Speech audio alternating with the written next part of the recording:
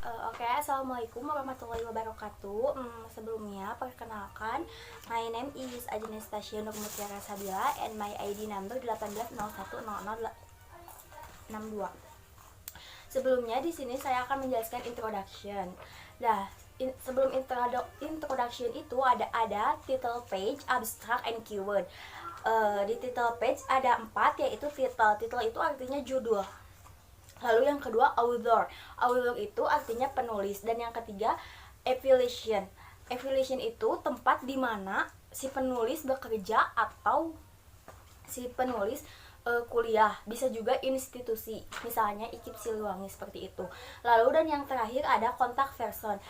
Si penulis di situ menuliskan emailnya. Yang kedua ada abstract. Abstract di sini ada 5 komponen. Yang ke satu introduction, objectives, method, result, and conclusion. Yang ke satu itu introduction. Jadi introduction di sini di mana pendahuluan gambaran dari semuanya. Inti dari semuanya, inti si jurnalnya seperti itu. Ada objektif. Yang ketiga metode. Metode yang si penulis gunakan untuk penelitian dan bikin jurnal tersebut. Lalu ada result. Result itu hasil dari penelitian yang dilakukan oleh penulis. Dan yang terakhir conclusion. Conclusion itu kesimpulan dari penelitian yang si penulis lakukan. Seperti itu. Lalu yang ketiga ada keyword. Keyword itu biasanya 150 sampai 300 kata.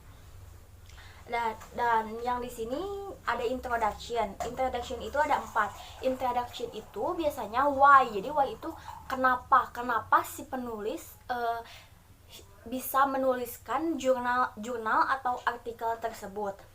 Ada 4. Yang ke satu the elaboration of research problem. Jadi di sini tuh gambaran dari semua yang penulis tulis di jurnal tersebut. Lalu yang kedua argument about the issue.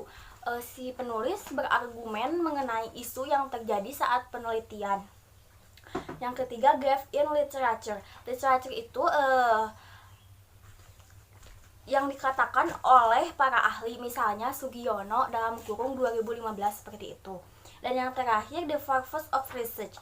The purpose of research itu tujuan si penulis melakukan penelitian tersebut.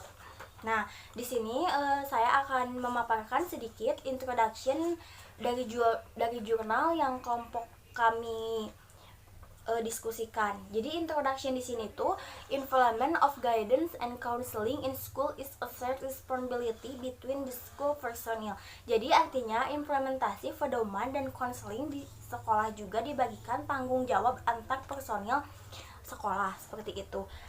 Lalu ada tujuannya. Tujuannya itu di sini Giono dalam kurung 2015 mengatakan dan Tohirin juga mengatakan that the guidance and counseling program directed to effort that facilitate learner to know themselves and accept themselves and the environment in a positive and dynamic seperti itu.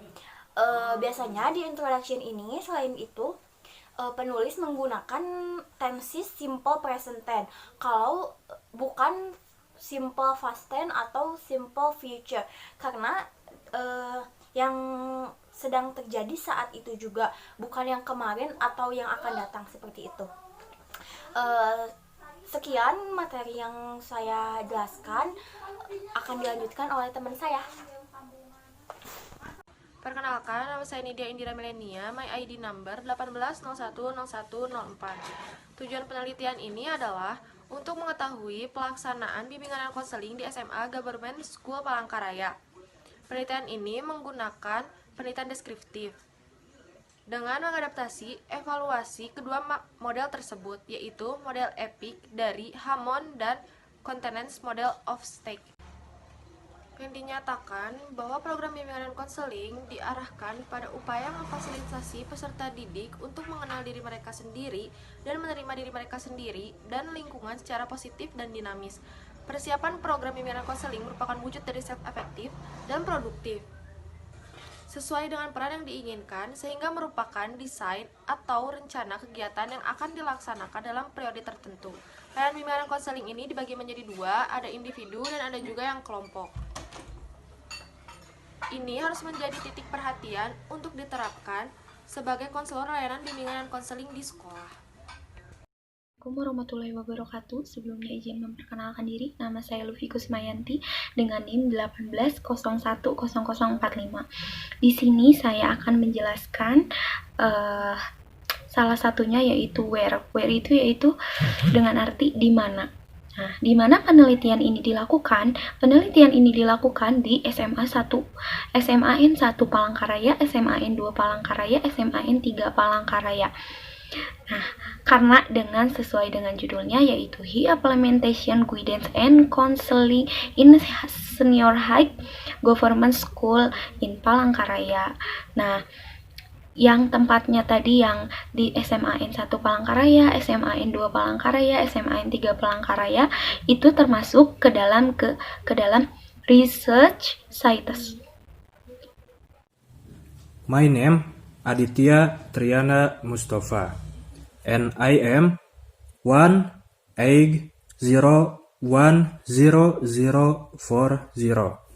Saya akan menjelaskan siapa atau apa subjek penelitian artikel ini. Yang menjadi subjek dalam penelitian artikel ini adalah wakil kepala sekolah, wali kelas, koordinator guru bimbingan dan konseling, pembimbing, dan siswa. Karena pengumpulan data berupa dokumentasi, observasi, wawancara, dan penilaian sumber data berasal dari wakil kepala sekolah, wali kelas, koordinator guru bimbingan dan konseling, pembimbing, dan siswa. Selanjutnya, saya akan menjelaskan kapan penelitian artikel ini dilakukan. Artikel ini pertama dibuat pada bulan Januari tahun 2017. Disetujui bulan Mei tahun 2017 dan dipublish bulan Juni tahun 2017. Baik, selanjutnya akan dijelaskan oleh saya mengenai metode dan hasil penelitian. Sebelumnya izinkan saya untuk memperkenalkan diri terlebih dahulu. My name is Siti Elisa, ID number 18010021. Penelitian ini dilakukan berdasarkan hasil data dan dokumentasi dari beberapa sekolah menengah negeri di Kota Palangkaraya, bahwa ada beberapa keterbatasan dalam penguasaan teknologi informasi, yaitu kurangnya infrastruktur dan keterbatasan anggaran, yang menyebabkan kurangnya penerapan instrumen yang akan dilakukan sebagai pedoman untuk pelaksanaan bimbingan dan konseling, yang termasuk ke dalam pengumpulan layanan data, sehingga hasil menjadi tidak dilakukan secara rutin. Penelitian ini menggunakan penelitian deskriptif dengan mengadaptasi evaluasi kedua model, yaitu model EFIC dari Hammond dan Contingency Model of State dengan metode kualitatif, karena data dikumpulkan melalui wawancara, observasi, dan dokumentasi. Data collection tool used in the form of documentation, observation, interview, and assessment rubric. The source of data comes from the vice principal, homeroom, coordinator of guidance on counseling, teachers, counselor, and student. Kriteria penilaian terbagi menjadi 3 kategori, yaitu yang pertama sedang, kedua rendah, ketiga tinggi. Hasil penelitian menunjukkan yang pertama, komponen antecedents. Komponen antecedents berupa karakteristik layanan sebagai penunjang pelaksanaan bimbingan dan konseling di SMA Negeri Kota Palangkaraya, dikategorikan sedang. Yang kedua, components of transactions. komponen transaksi berupa karakteristik aktivitas pelayanan sebagai pelaksanaan bimbingan dan konseling di sekolah menengah negeri Palangkaraya, dikategorikan rendah. Yang ketiga yaitu komponen outcomes, komponen hasil berupa hasil kegiatan dalam pelaksanaan bimbingan dan konseling di sekolah menengah negeri Palangkaraya dalam bentuk manfaat dari pelaksanaan bimbingan dan konseling yang menandai perkembangan perubahan perilaku siswa, dikategorikan tinggi. Cukup sekian penjelasan dari kelompok kami, kurang lebihnya mohon maaf. Ditutup dengan wabillahi taufik wal hidayah. Wassalamualaikum warahmatullahi wabarakatuh. Terima kasih.